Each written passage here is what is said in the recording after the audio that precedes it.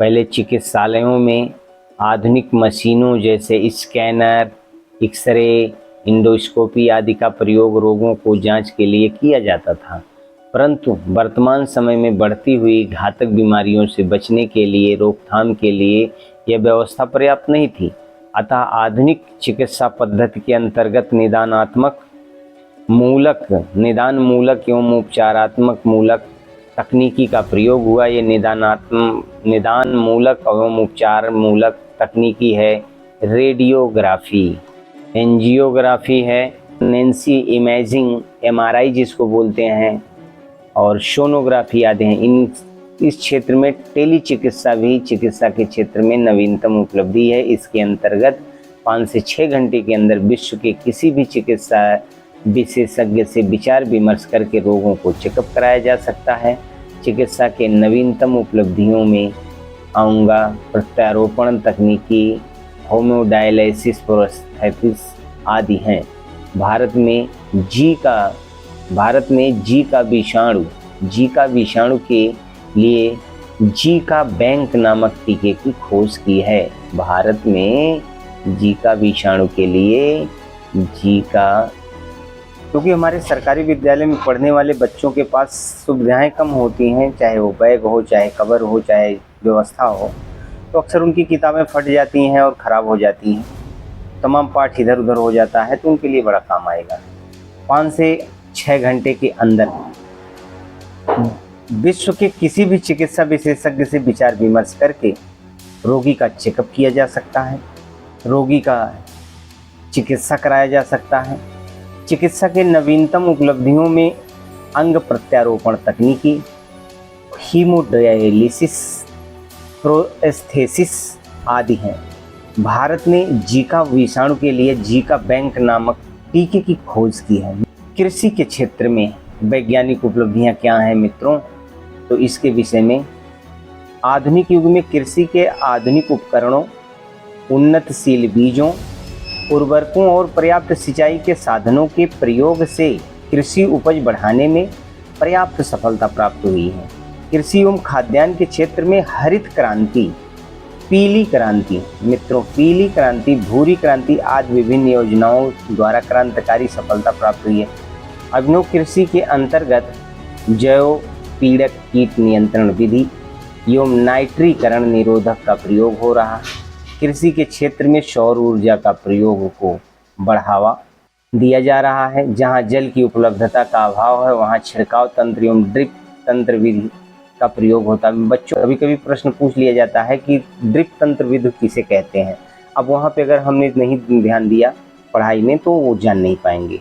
इसी तरह से अगला है परिवहन के क्षेत्र में व्यापक प्रगति से सुदूर क्षेत्रों में बसे ग्रामीण क्षेत्रों को जोड़ने में सुविधा हुई है।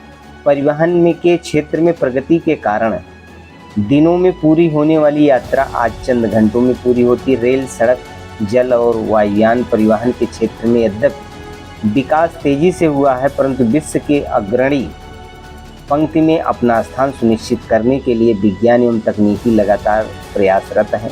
परिवहन के क्षेत्र में नवीनतम तकनीकी के अंतर्गत मेट्रो रेल, बुलेट ट्रेन एवं मोनो रेल आदि चलने लगे हैं। पर्यावरण को प्रदूषण से बचाने के लिए ई रिक्शा एवं सीएनजी गाड़ियाँ।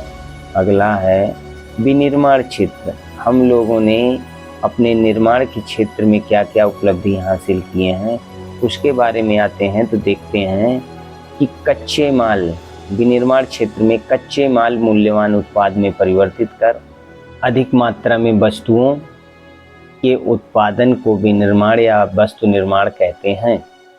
विनिर्माण के क्षेत्र में अगर ध्यान रखिए, कोई पूछ भी सकता है आपसे कि ये जो विनिर्माण है किसे कहते हैं, तो अधिक मात्रा में वस्तुओं के उत्पादन को विनिर्माण या वस्तु निर्माण कहते हैं। विनिर्माण या वस्तु निर्माण, जब ढेर सारा हम पैदा करते हैं तो उसे विनिर्माण या वस्तु निर्माण कहते हैं। विनिर्माण के अंतर्गत हस्तकला से लेकर उच्च तकनीकी तक बहुत सी मानवीय गतिविधियां आ गई जाती हैं, किंतु इस समय औद्योगिक उत्पादन के अर्थ में किया जाता है, जिसमें कच्चा माल बड़े पैमाने पर तैयार माल में बदला जाता है और विनिर्माण से तैयार माल उपभोक्ताओं द्वारा उपयोग किया जाता है।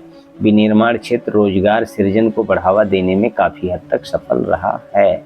विनिर्माण क्षेत्र में आगे अगर हम देखते हैं तो विनिर्माण क्षेत्र में किसी भी अर्थव्यवस्था की संपन्नता का जनक है। तो इसका विकास हमारे प्राकृतिक और कृषि संसाधनों के मूल्य संवर्धन के लिए भी महत्वपूर्ण है।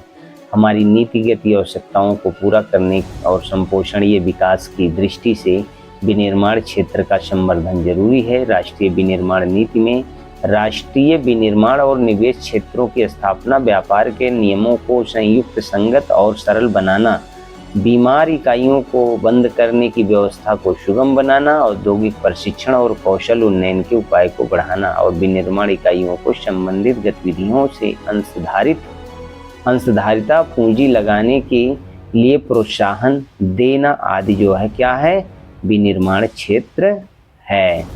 उद्योग क्षेत्र में अगर हम लोग पढ़ें तो देखते हैं पहले देश में जो उद्योग धंधे होते थे वो कैसे होते थे, अब कैसे होते हैं, दोनों में थोड़ा सा फर्क देखते हैं।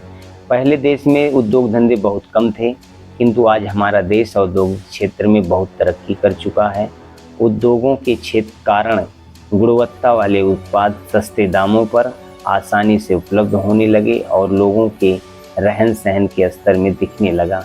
वर्तमान समय के प्रमुख उद्योग हैं खनन उद्योग, लौह उद्योग, इस्पात उद्योग, सीमेंट उद्योग, कोयला उद्योग, पेट्रोलियम उद्योग, कपड़ा उद्योग, रत्न एवं आभूषण उद्योग, चीनी उद्योग और बैल्को, हिंडोल्को और नैल्को आदि उद्योग जो हैं ये बहुत बड़े बड़े अपने क्षेत्र के उद्योग हैं।